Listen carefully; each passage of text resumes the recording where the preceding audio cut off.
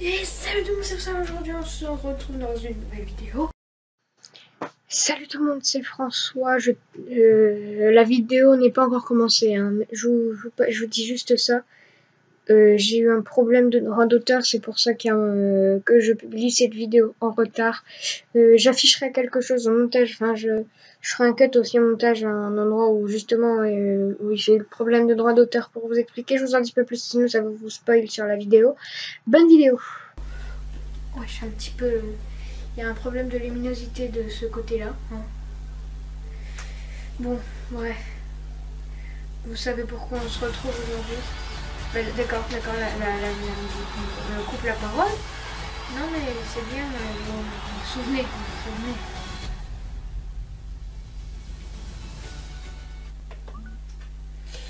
Donc, on se retrouve pour le résumé. Enfin, le résumé, là. Il y a un an, tout juste, c'était l'Euro. Et donc, enfin, je dis résumé. On va revenir à chaque fois, en fait, sur des matchs, sur tous les matchs de l'équipe de France et d'autres matchs marquants de l'Euro.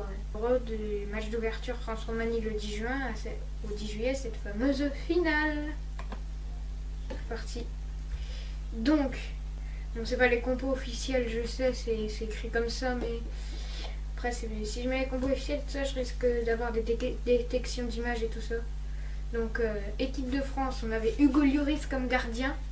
Rien d'en reparler, là, je me souviens d'un truc. D'Hugo Lloris contre la Roumanie. Je vous en reparlerai dans cette vidéo.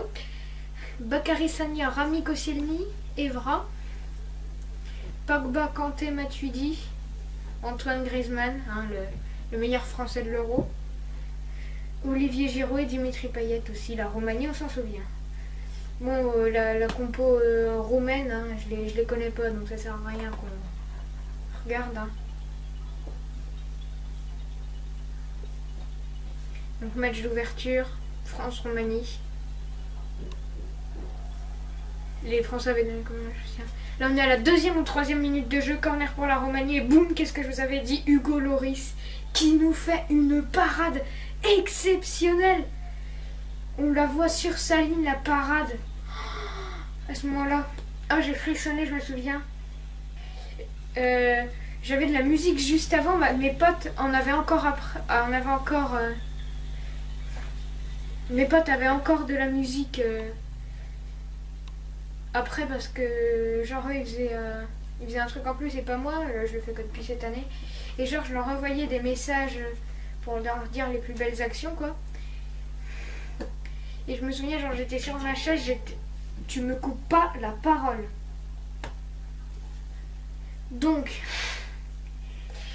j'ai oublié. Donc oui, j'étais en train de leur envoyer un message pour dire le match a commencé il y a 2-3 minutes, enfin j'avais oublié de leur dire que déjà, genre j'avais même pas vu en plus, j'entends oh la parade du Lloris et là je retourne et je regarde le ralenti, je fais ah ouais. Donc après il y a des actions des deux côtés. Il y en a certaines que j'ai coupées, hein, mais voilà. Par exemple là, la centre, c'est la frappe à côté de Dimitri. Non, le centre de Dimitri Payet et la frappe après qui passe à côté. Bon, c'est pas en très bonne qualité les images aussi, je m'en excuse. Top là.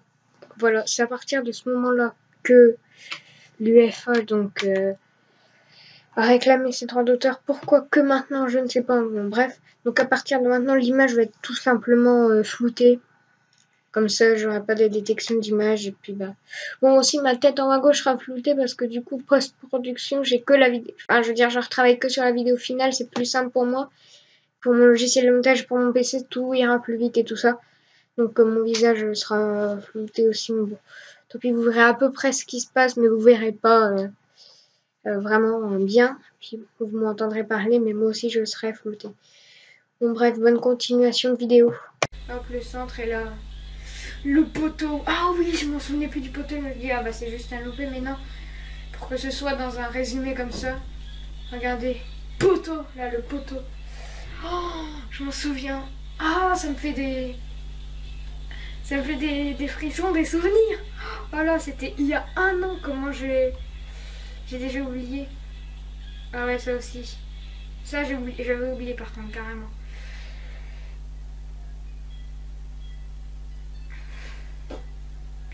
Mais je vous dis, je suis passée par plein d'émotions pendant cet Euro. Pendant ce match aussi. Déjà de l'excitation avant. Bon, voilà, ouf.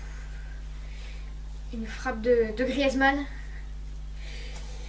Je suis pas vraiment passée par toutes les émotions dans ce match, entre l'excitation jusque l'Euro commence. Après, quand j'ai vu quand j'ai vu tout, quoi, j'étais hyper content.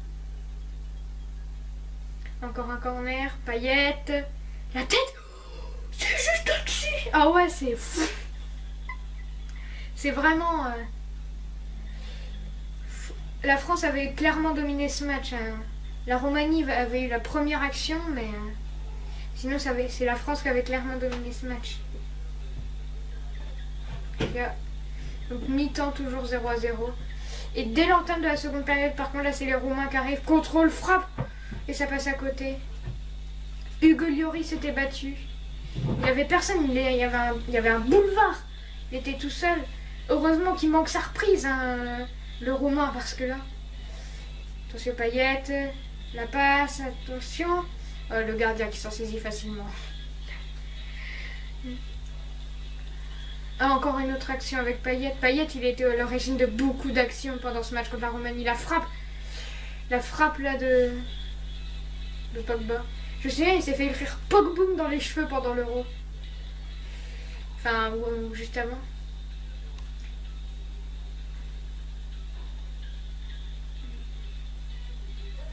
Le but, oui, c'était là. Je me souviens qu'il y a eu polémique après. Giroud, il fait faute sur le gardien. Et il n'y a pas vraiment de faute sur le gardien quand on regarde. Il y a un duel et puis voilà, et ils sont en contact et bah but quoi. But de Giroud. Que de souvenirs. Quand même. Je me souviens à ce moment-là, j'étais comme ça. Parce que le coup franc. Ah oui, le loupé de Giroud. Je me rappelle plus ce que c'est le but roumain. C'est pas un penalty? Si, c'est un penalty. Tiens, c'est juste là en plus. Enfin, tiens, tenez. C'est juste là. Ouais, la petite faute d'Evra. Signalée. Ah oui, je vois pas au niveau... Ah oui, c'est au niveau des pieds, d'accord. Ouais. Et donc le Romain qui s'élance. Et c'est dedans. Quand tu as eu la faute, je stressais, puis quand le but a été marqué, bah... J'étais dégoûtée, je dis allez, remettez-en un, puis les minutes défilent.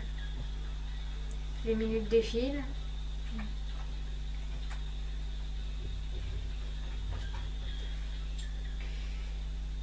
Attention. C'était Coman, la frappe. Enfin, comment? On dit comment?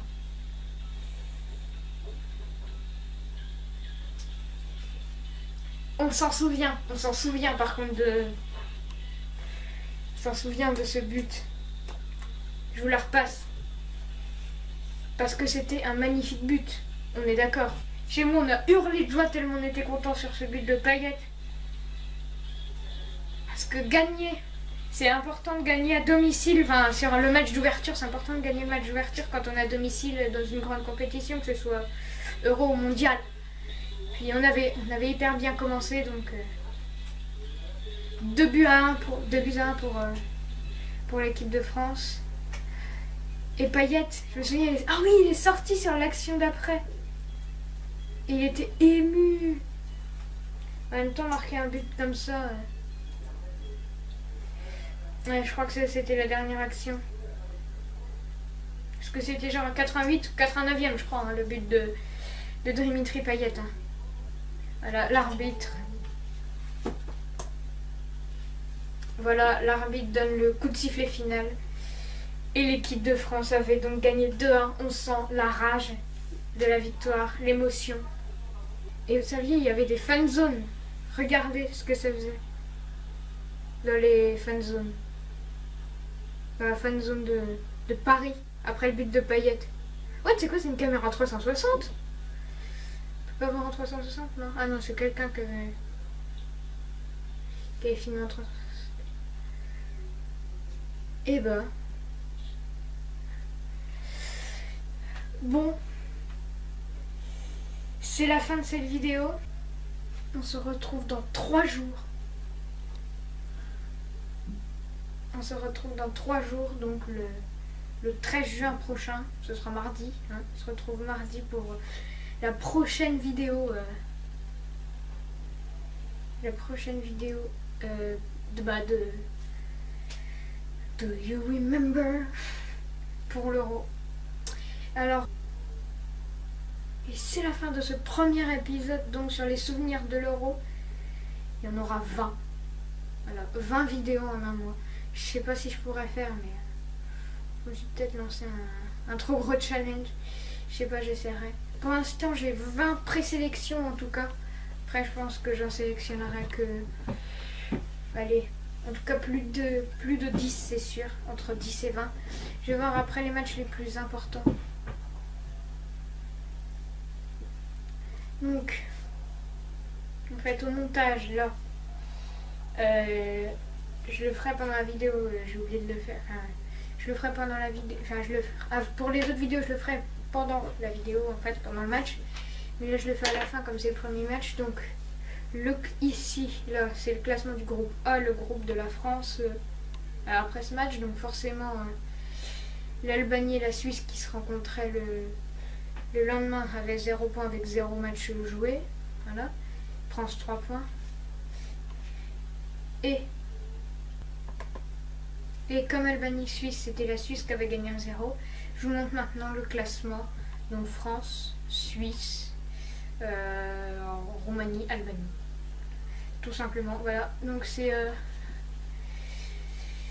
le classement du groupe A après cette première journée. Pour les groupes où on n'aura pas fait de vidéo, par exemple, je ferai pas de vidéo pour le... En tout cas pour la première journée, je ferai pas pour les groupes B, C, enfin même D. Ouais, c'est ça. Je ferai pas pour B, C, D. Hein.